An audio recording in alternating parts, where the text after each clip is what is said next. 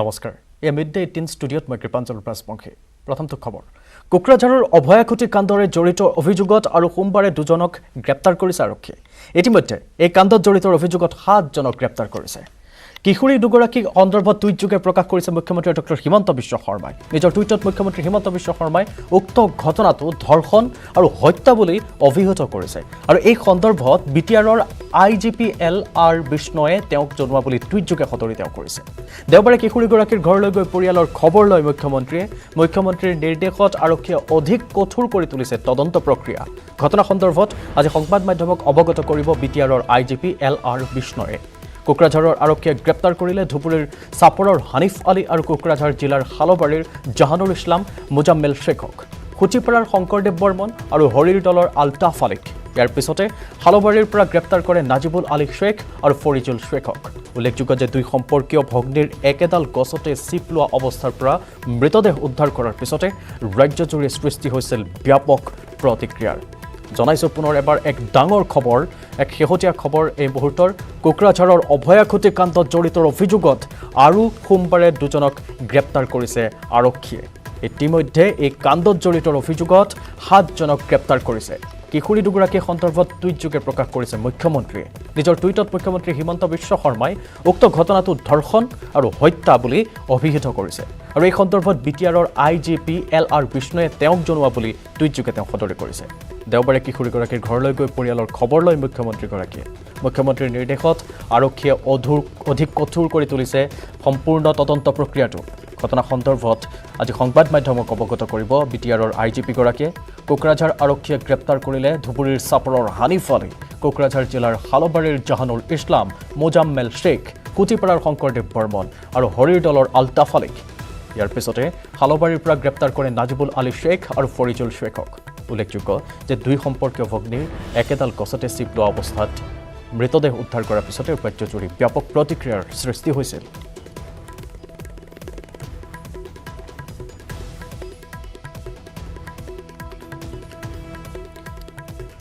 এপিনে কোকৰাঝাৰৰ পূব সমষ্টিৰ বিধায়ক লৰেন্স ইছলাৰীৰ নিজৰ প্ৰতিক্ৰিয়া প্ৰকাশ কৰি কয় যে তেওঁলোকে প্ৰথমৰ পৰাই উক্ত ঘটনাক হত্যাকাণ্ড বুলি সন্দেহ কৰি আহিছিল তেওঁ নিজেও কেইবাবাৰো ঘটনাস্থলী পৰিদৰ্শন কৰিছিল কোকৰাঝাৰ আৰক্ষীয়ে অতি সোনকালে ৰহস্য উদ্ঘাটন কৰাত কোকৰাঝাৰ আৰক্ষীক বিশেষভাৱে ধন্যবাদ জ্ঞাপন কৰিছে বিধায়ক লৰেন্স ইছলাৰীয়ে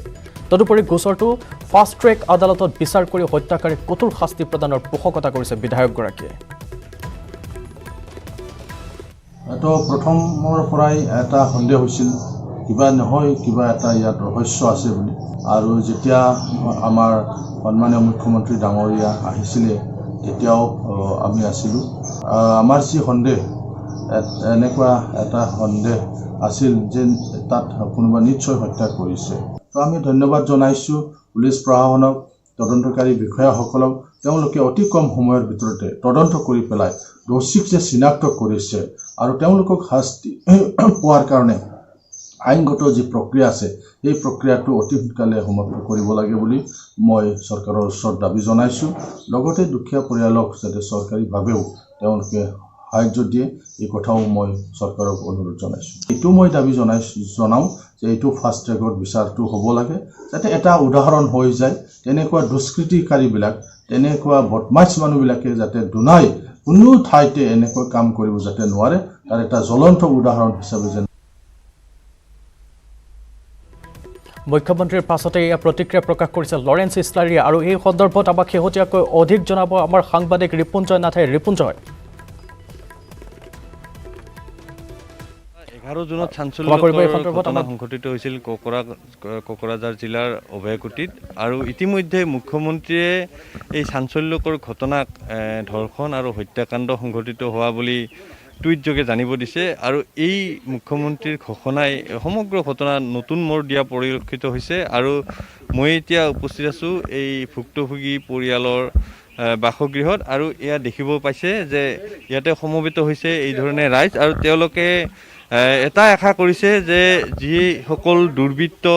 এই ঘটনা সংঘটিত কৰিছে তেওঁলোকৰ বিৰুদ্ধে কঠোৰতম শাস্তি ঘোষণা হ'ব লাগে কি ক'ব মুখ্যমন্ত্ৰী আজি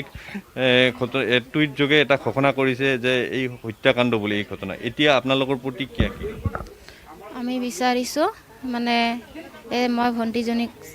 মোৰ ভণ্টিগিলাকক যেনেকুৱা মানে শাস্তি দি ফাঁচি দিছিলে মই চৰকাৰৰ পৰা মই মানে বিচাৰিছোঁ মানে চৰকাৰে যে সোনকালে সেইটো মানে সিহঁতকো বেছিকৈ মোৰ ভণ্টিগিলাক যেনেকৈ শাস্তি দিছে ইয়াৰ পৰা বেছিকৈ যে সিহঁতক শাস্তি দি যে ফাঁচি দিব লাগে মই চৰকাৰৰ পৰা মই এইটো বিচাৰিছোঁ। পৰিয়ালৰ তৰফৰ পৰা কঠোৰ শাস্তিৰ দাবী কৰিছে, কি ক'ব? ঘটনাটো সংঘটিত হ'ল, ইয়াৰ পিছত ইতিমধ্যে অভিযুক্তসকলো ধৰা পৰিছে, গতিকে আপোনালোকে কি বিচাৰে? হয়, আমি ৰাইজৰ তৰফৰ পৰা কৈ আছোঁ মানে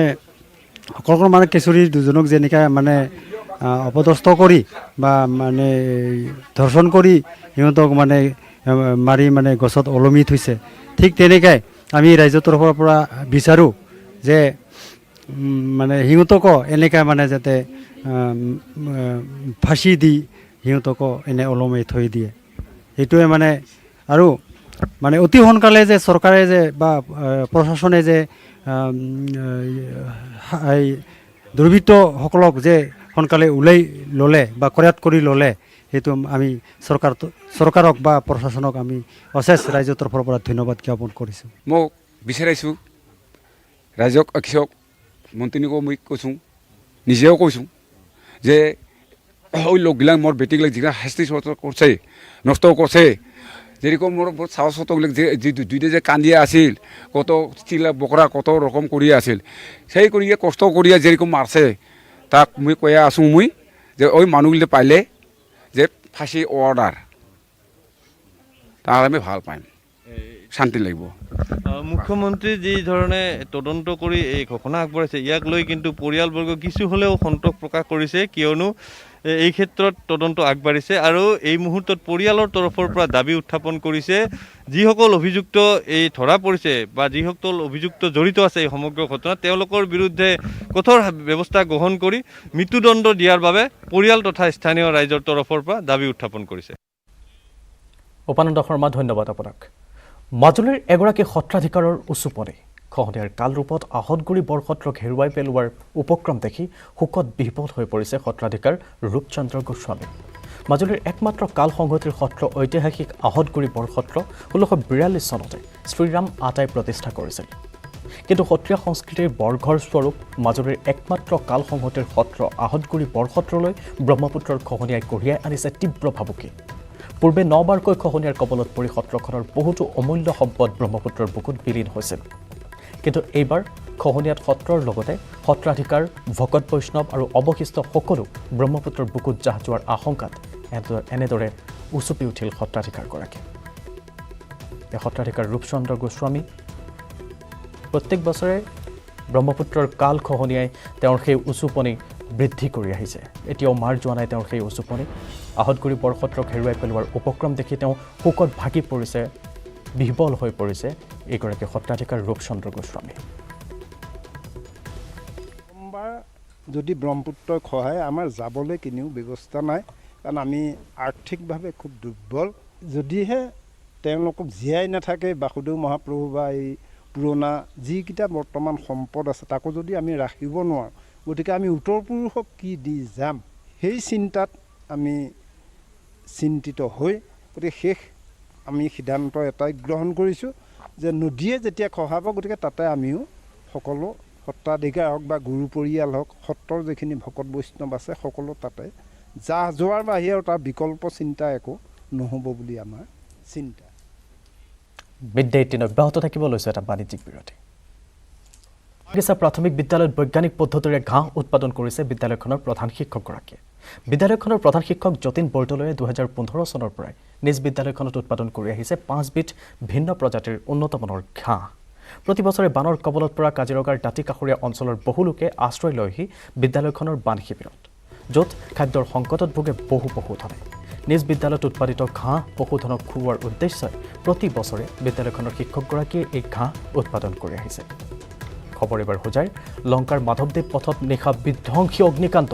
বালবু সিং নামৰ লোকজনৰ ঘৰত অগ্নিকাণ্ডৰ ঘটনা। বিধ্বংসী অগ্নিকাণ্ডত জাহ যায় কেইবা লক্ষাধিক টকাৰ সম্পত্তি। অগ্নিকাণ্ডৰ সময়ত বিস্ফোৰণ হয় ৰন্ধন গেছৰ এটা চিলিণ্ডাৰ। দুষ্কৃতিকাৰীয়ে ঘৰটোত অগ্নিসংযোগ কৰাৰ সন্দেহ কৰিছে ৰাইজে। এফালে ৰাইজে জুই নুমুৱাৰ পিছত অগ্নি নিৰ্বাপক বাহিনীৰ গাড়ী উপস্থিত হয় বুলি ৰাইজৰ অভিযোগ।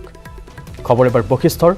মহানগৰীৰ লখৰাস্থিত কেন্দ্ৰীয় কাৰাগাৰত ছেনিটাইজেশ্যন কৰা হৈছে। কাৰাগাৰৰ ভিতৰত থকা 5জন কয়দীৰ দেহত কোভিড ৰোগ দেখা দিয়াৰ পিছত প্ৰত্যেক দিনেই চেনিটাইজৰ ব্যৱস্থা কৰিছে কাৰাগাৰ কৰ্তৃপক্ষই কেন্দ্ৰীয় কাৰাগাৰৰ ভিতৰভাগৰ লগতে চৌপাশ চেনিটাইজেশ্যন কৰিছে এইদৰে লোকসকলে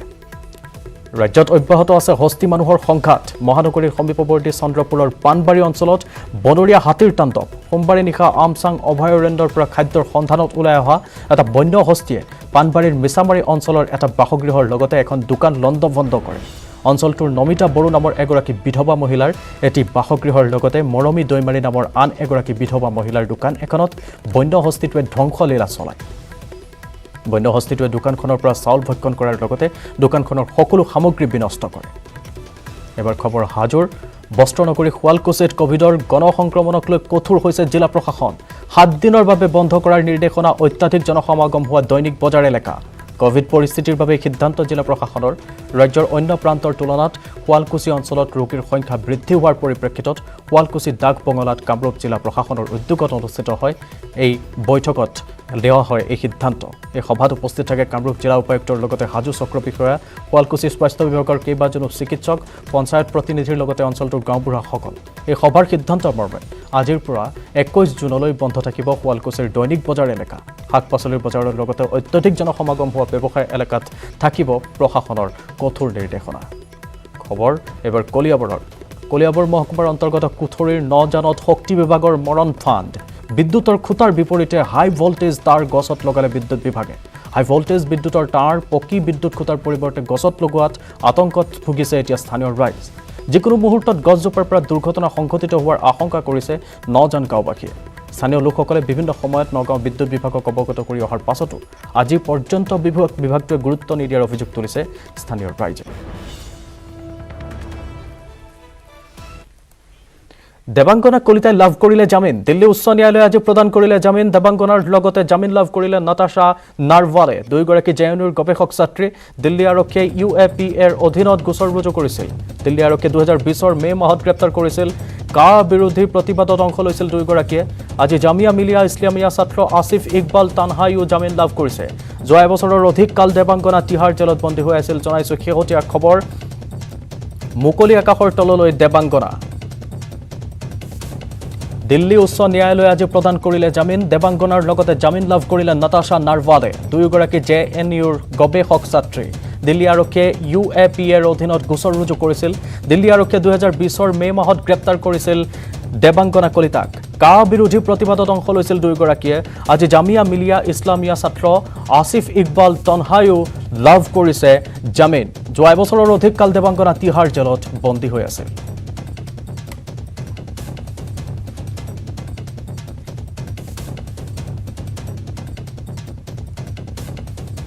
আহিছো অনেক ব্ৰেকিং নিউজলৈ উদালি কাণ্ডত পুনৰ আন দুটা অভিযুক্তক গ্ৰেপ্তাৰ কৰা হৈছে জাছিমুদ্দিন বৰভূঞা ওৰফে পাপু গ্ৰেপ্তাৰ হোজাই আৰক্ষীয়ে গ্ৰেপ্তাৰ কৰিছে দুই অভিযুক্তক খটখটিৰ পৰা গ্ৰেপ্তাৰ আনটো অভিযুক্তক লংকা আৰক্ষীয়ে গ্ৰেপ্তাৰ কৰিছে মকবুল আহমেদক এতিয়ালৈকে উদালি কাণ্ডত 34 জনক গ্ৰেপ্তাৰ কৰা হৈছে উদালি কাণ্ডৰে জড়িত 34 জনক এতিয়ালৈকে গ্ৰেপ্তাৰ কৰা হৈছে আজি আন দুটা অভিযুক্তক গ্ৰেপ্তাৰ কৰা হৈছে জাছিমুদ্দিন বৰভূঞা ওৰফে পাপু হোজাই আৰক্ষীয়ে গ্ৰেপ্তাৰ কৰিছে দুইজন অভিযুক্তক খটখটিৰ পৰা গ্ৰেপ্তাৰ কৰা হৈছে আনটো অভিযুক্তক যাৰ নাম হৈছে মকবুল আহমেদ লংকা আৰক্ষীৰ তত্ত্বাৱধানত তৎপৰতাত এই মকবুল আহমেদক গ্ৰেপ্তাৰ কৰা হৈছে এতিয়ালৈকে উদালি কাণ্ডত 34 জনক গ্ৰেপ্তাৰ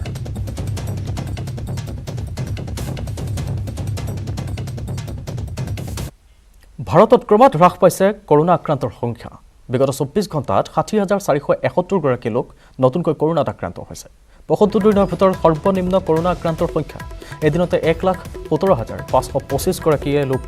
আৰোগ্য লাভ কৰিছে কৰোনাৰ পৰা সোমবাৰে 2627 গৰাকী কৰোনা আক্ৰান্তৰ মৃত্যু হোৱাৰ খবৰ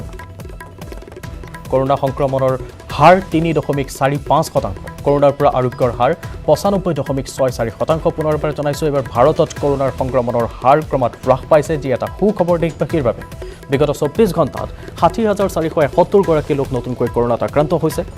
75 দিনৰ ভিতৰত সৰ্বনিম্ন কৰোনা আক্ৰান্তৰ সংখ্যা এদিনতে 1,17,525 গৰাকী লোক কৰোনাৰ পৰা আৰোগ্য লাভ কৰিছে সোমবাৰে 2,627 গৰাকী লোক কৰোনা আক্ৰান্ত হৈ মৃত্যু হৈছে কৰোনা সংক্ৰমণৰ হাৰ 3.45% কৰোনাৰ পৰা আৰোগ্যৰ হাৰ 95.64%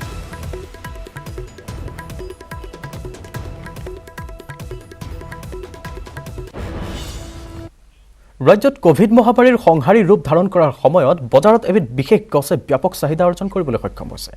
ৰোগ প্ৰতিৰোধ ক্ষমতা বৃদ্ধি কৰাৰ লগতে বহু বেমাৰৰ মহৌষধি হিচাপে পৰিচিত গিলৈ নামৰ এই গছবিধ বন আৰু পিএনআৰডি বিভাগৰ উদ্যোগত আৰু সোণাপুৰ খণ্ড উন্নয়ন বিষয়া আৰু সোণাপুৰ পঞ্চায়ত সভাপতিৰ সহযোগত গিলৈ ভিলেজ নিৰ্মাণৰ প্ৰচেষ্টা চলি আছে কচুতলি গাঁৱত ৩৫০০ লোকক এই গছৰ পুলি বিতৰণ কৰে আৰু ইয়াৰ উপকাৰিতাৰ বিষয়ে ৰাইজক অৱগত কৰে কৰোনা মহামাৰীৰ সময়ত এই গিলৈ উদ্ভিদবিধৰ যথেষ্ট সমাদৰ লাভ কৰিবলৈ সক্ষম হৈছে বজাৰত ৰোগ প্ৰতিৰোধ ক্ষমতা বৃদ্ধি কৰাৰ লগতে বহু বেমাৰৰ মহৌষধি হিচাপে পৰিচিত হৈছে গিলৈ নামৰ এই গছবিধ বন আৰু পিএনআৰডি বিভাগৰ উদ্যোগত আৰু সোণাপুৰ খণ্ড উন্নয়ন বিষয়া আৰু সোণাপুৰ পঞ্চায়ত সভাপতিৰ সহযোগত গিলৈ ভিলেজ নিৰ্মাণৰ প্ৰচেষ্টা অব্যাহত ৰাখিছে কচুতলি গাঁৱত ৩৫০০ লোকক এই গছৰ পুলি বিতৰণ কৰে আৰু ইয়াৰ উপকাৰিতাৰ বিষয়ে তেওঁলোকে অৱগত কৰে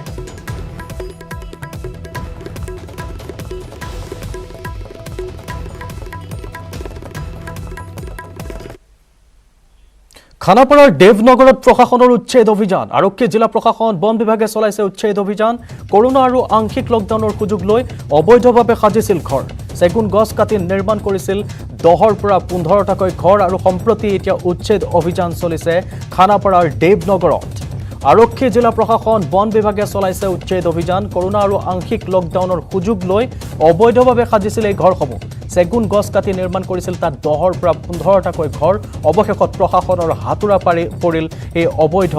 নিৰ্মাণ কৰা ঘৰসমূহত এয়া খানাপাৰাৰ দেৱনগৰত প্ৰশাসনৰ উচ্ছেদ অভিযান আৰম্ভ হোৱাৰ খবৰ আৰক্ষী জিলা প্ৰশাসন আৰু বন বিভাগে চলাইছে উচ্ছেদ অভিযান কৰোনা আৰু আংশিক লকডাউনৰ সুযোগ লৈ অবৈধভাৱে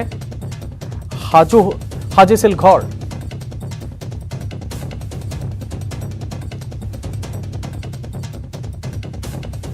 চেগুন গছ কাটি নিৰ্মাণ কৰিছিল 10ৰ পৰা 15টাকৈ ঘৰ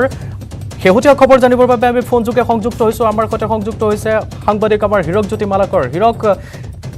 অবৈধভাৱে সাজিছিল কৰোনা আৰু লকডাউনৰ সুযোগ লৈ শেহতীয়া কি খবৰ আছে আপোনাৰ হাতত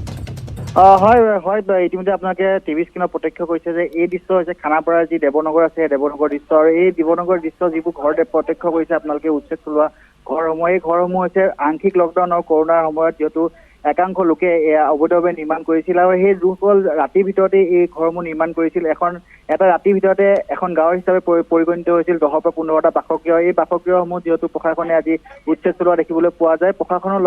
লগতে বন বিভাগ আৰক্ষী আৰু অৰ্ধসামৰিক লোকৰ যৌথভাৱে যি অভিযান চলিছিল এই অভিযানত ইতিমধ্যে এই উচ্ছেদ চলোৱা দেখিবলৈ পোৱা গৈছে আৰু এই উচ্ছেদ কালত যিসমূহ বাসগৃহ আছিলে সেই বাসগৃহসমূহ সম্পূৰ্ণ ভাঙি দিয়া হৈছে আৰু যিসকল তাত বাসবাস কৰিছিল লোকসকল সেই বাসবাস কৰা লোকসকলক অন্য স্থানলৈ যাবলৈ ইতিমধ্যে নিৰ্দেশ জাৰি কৰা হৈছে আৰু মই ক'ব বিচাৰিম যে এই যিসকল লোকে এই বাসগৃহসমূহ নিৰ্মাণ কৰিছিল সেই বাসগৃহসমূহ নিৰ্মাণ কৰা লোকসকল আছিল মিচিং সম্প্ৰদায়ৰ লোক এই মিচিং সম্প্ৰদায়ৰ লোকসকলে 10 পৰা 15 দিন ধৰি সেই স্থানত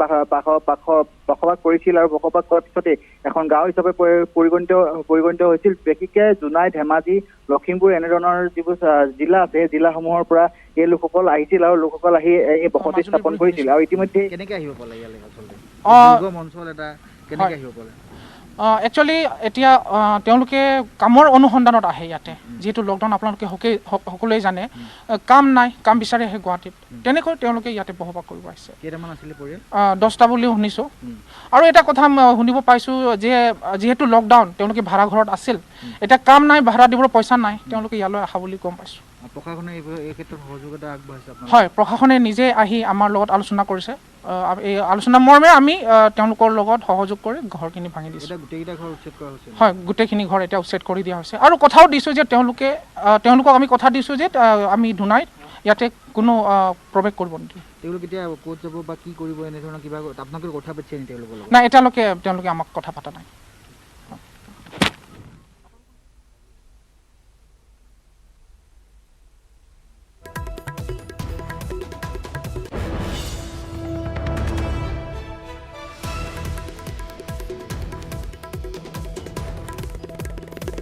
হিৰক গতিকে আমি প্ৰতিক্ৰিয়া এইমাত্ৰ গম পালোঁ যে তেওঁলোকে কৈছে যে যিসকল লোকক উচ্ছেদ কৰা হৈছে তেওঁলোকক ক'ত ৰখা হ'ব সেই সন্দৰ্ভত এতিয়ালৈকে কথা পতা নাই কিন্তু আপুনি শেহতীয়াকৈ কিবা খবৰ লাভ কৰিছে নেকি হিৰক হয়, এই মুহূৰ্তলৈকে জানিব পৰা নহয় আচলতে ক'ত তেওঁলোকক সংস্থাপন কৰা হ'ব এই মুহূৰ্তলৈকে জানিব পৰা হোৱা নাই। কিন্তু তেওঁলোকক যিহেতু নিৰাপদ স্থানত অথবা তেওঁলোকক অন্য স্থানলৈ যাবলৈ নিৰ্দেশ প্ৰদান কৰা হৈছে আৰু তেওঁলোকে যিহেতু অবৈধভাৱে বাসবাস কৰিছিল, যি দেৱনগৰ আছিল, এই দেৱনগৰত আৰু কৰোণা আৰু আংশিক লকডাউনৰ সুযোগ গ্ৰহণ কৰি তেওঁলোকে এটা ৰাতিতেই এই বাসগৃহসমূহ গঢ় লৈ উঠিছিল, যাৰ ফলত স্থানীয় লোকে অভিযোগ কৰিছিল বহু সময়ত যিসকল লোক 10 পৰা 15 বছৰ ধৰি এই স্থানত বাসবাস কৰি আছিল তেওঁলোকে অভিযোগ কৰিছিল আৰু অভিযোগৰ ভিত্তিত আজি জিলা প্ৰশাসন, আৰক্ষী, অৰ্ধসামৰিক বাহিনী আৰু বন বিভাগ লগতে চাৰ্কুল অফিচৰ যিসকল বিষয়া আছিলে বিষয়াসকলৰ উপস্থিতিত এই উচ্ছেদ চলোৱা হয়। আৰু উচ্ছেদ কালত যিহেতু 10 পৰা 15টা বাসগৃহ আছিলে সেই বাসগৃহ ইতিমধ্যে উচ্ছেদ কৰা তেওঁলোকে ভিজিট কৰিলে আমি দেখিলোঁ ইয়াত প্ৰায় নতুনকৈ নিশ্চয় আমাৰ হাতলৈ প্ৰতিক্ৰিয়া আহি পৰিছে হীৰকজ্যোতি মালাকৰ, আপুনি অকণমান লাইনত থাকক, আমি নিশ্চয় আপোনাৰ ওচৰলৈ আহিম আৰু পৰৱৰ্তী। ইতিমধ্যে আমি ফৰেষ্ট ডিপাৰ্টমেণ্টৰ লগত লগ লাগি এভিকশ্যনৰ কাৰণে আমি অলৰেডি ব্যৱস্থা কৰিছোঁ। আজি এভিকশ্যন চলি আছে। ক'ৰ পৰা আহিছিলে আচলতে মানুহবোৰ? তেখেতসকলক আমি সোধপোছ কৰাটো আমি দেখা পালোঁ তেওঁলোকৰ মিচিং সম্প্ৰদায়ৰ লোক জোনাই, ধেমাজি সেই জিলাখনৰ পৰা আহিছে। দাদা, এই মাটিখিনি কিহত আমচাং অভয়াৰণ্যত পৰে নে? এই ক্ষেত্ৰত এইটো ছাবজুডিচ হৈ আছে, হাইকোৰ্ট অনাৰেবল হাইকোৰ্টে এইটো চাই আছে, কিন্তু আমাৰ ৰেভিনিউ ৰেকৰ্ড মতে আমাৰ ফৰেষ্ট লেণ্ড বুলি লিখা আছে। মানে আমচাং অভয়াৰণ্যৰ ভিতৰত পৰে নে অকল ফৰেষ্ট লেণ্ড? ফৰেষ্ট বুলি লিখা আছে আমাৰ ফৰেষ্ট লেণ্ড।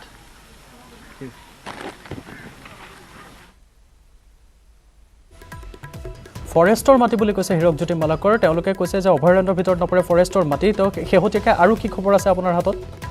হয়, নিশ্চয়কৈ আপোনালোকে যিহেতু ইতিমধ্যে শুনিছে যে এইসমূহ হৈছে বন বিভাগৰ লোকৰ মাটি আৰু যিহেতু বন বিভাগৰ এই মাটিসমূহতে অবৈধভাৱে গঢ় লৈ উঠিছিল বাসগৃহসমূহ আৰু তাৰে পিছতে আজি অভিযোগৰ ভিত্তিত স্থানীয় লোকল যিসকল আছে সেই লোকসকলৰ অভিযোগৰ ভিত্তিত এই উচ্ছেদ চলোৱা হয়। আচলতে এই তেওঁলোকে যি স্থানীয় লোকসকল আছিলে, স্থানীয় লোকসকল বহুদিনৰ পৰা অভিযোগ কৰিছিল যে ইয়াত 10 পৰা 15 ঘৰ মানুহ অবৈধভাৱে বসবাস কৰি আছে আৰু তেওঁলোকে যিহেতু মই পূৰ্বতো কৈছো, এতিয়া উল্লেখ কৰিম যে আংশিক লকডাউন আৰু কৰোণাৰ সময়ত এইসমূহ ঘৰ গঢ় লৈ উঠিছে। আচলতে তেওঁলোকৰ সংকটৰ সময়ত যিহেতু তেওঁলোকে জোনাই, ধেমাজি আদি যিবোৰ জিলা আছে সেই জিলাসমূহৰ পৰা আহিছিল আৰু তেওঁলোকৰ হাতত কোনো কাম নাছিল আৰু কাম নথকাৰ বাবে তেওঁলোকে এই স্থানতে বসবাস কৰিবলৈ আৰম্ভ কৰিছিল। আৰু কিছুসংখ্যক লোক এনে আছে এই ঘৰসমূহৰ ভিতৰত যিসমূহ লোকে ভাড়াঘৰত আছিলে আৰু কিন্তু ভাড়া দিবলৈ তেওঁলোকৰ এই কৰোণা কালৰ সময়ছোৱাত ভাড়া দিবলৈ তেওঁলোকৰ সমৰ্থন নাই আৰু সমৰ্থন নোহোৱাৰ বাবে তেওঁলোকে ৰাতিৰ ভিতৰতে আহি এই ইয়াত ঘৰসমূহ সাজিছিল আৰু তাৰ পিছৰ পৰা তেওঁলোকে বসতি স্থাপন কৰিবলৈ লৈছে। আৰু স্থানীয় লোকসকলে এটা কথা স্পষ্টকৈ কৈছে যে এই মুহূৰ্তত তেওঁলোকক যিসকল প্ৰশাসনৰ লোক আছিলে সেই লোকসকলে তেওঁলোকক অন্য স্থানলৈ যাবলৈ নিৰ্দেশ দিছিলে, কিন্তু তেওঁলোকক ক'ত সংস্থাপন কৰা হ'ব বা তেওঁলোকে ক'লৈ যাব এই মুহূৰ্তলৈকে কোনো ধৰণৰ তথ্য লাভ কৰা নাই। কিছুমান পূৰ্বে যিহেতু উপায়ুক্ত আহি ইয়াত উপস্থিত হৈছিল আৰু উপায়ুক্ত তেওঁলোকক যাবলৈ নিৰ্দেশ দিছে আৰু সমগ্ৰ যি অঞ্চলটো আছে দেৱনগৰ এই অঞ্চলটো পৰিদৰ্শন কৰিছিল আৰু পৰিদৰ্শনৰ পিছত তেওঁলোকে এই সিদ্ধান্ত গ্ৰহণ কৰিছে। আচলতে পুৱাৰ ভাগৰ পৰা এই উচ্ছেদ চলিছে, পুৰা 9:30 বজাৰ পৰাই আৰক্ষী প্ৰশাসনৰ লোকৰ লগতে বন বিভাগৰ লোক আহি ইয়াত উপস্থিত হৈছিল আৰু এই মুহূৰ্তলৈকে জানিব পৰা অনুসৰি 15টা বাসগৃহৰ ভিতৰত 8 বা 9টা বাসগৃহ ইতিমধ্যে উচ্ছেদ চলোৱা হৈছে আৰু বাকী থকা যিকেইটা বাসগৃহ আছে পাহাৰৰ অঞ্চলৰ এই বাসগৃহসমূহ কিছুমান পিছতে আন বাসগৃহসমূহ উচ্ছেদ কৰা হ'ব। সম্পূৰ্ণৰূপে এই 10 পৰা 15টা যি অবৈধ বাসগৃহ আছে সেই বাসগৃহসমূহ উচ্ছেদ কৰা হ'ব। মই পূৰ্বতো কৈছো, এতিয়া আৰু এটা কথা উল্লেখ কৰিম যে মিচিং সম্প্ৰদায়ৰ এইসকল লোক আছে, এই মিচিং সম্প্ৰদায়ৰ লোকসকলে দীৰ্ঘদিনৰ পৰা বসবাস কৰি আছিলে এই পাহাৰখনত। যিসকল লোক আছে সেই মিচিং সম্প্ৰদায়ৰ লোক আৰু যিবোৰ মই জিলা উল্লেখ কৰিলো সেই জিলাসমূহৰ পৰা সেই আন মিচিং সম্প্ৰদায়ৰ লোকসকল আহিছিল। আচলতে কৰোণা সময়ত